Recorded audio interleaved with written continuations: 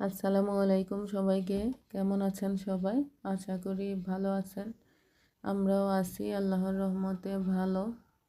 তো সকাল সকাল ছেলেকে নিয়ে বের হয়েছি স্কুলের উদ্দেশ্যে। তো আমরা রিক্সা নিয়েছি, রিক্সা দিয়ে যাচ্ছি। আমার বাসা থেকে 30 টাকা রিক্সা ভাড়া। তো এখন রিক্সা থেকে নেমে গেলাম। স্কুলের আশেপাশের পরিবেশটা আমার কাছে খুবই ভালো লাগে, গ্রামীণ একটা পরিবেশ। রাস্তাটা অনেক সুন্দর। আমি গেটের সামনে নেমে গেছি, নেমে একটু ভিতরে হেঁটে যেতে হয়। তো দেখুন আমার ছেলে হাঁটতেছে, আমি বলি আমি একটু ভিডিও করি, তুমি হাঁটো।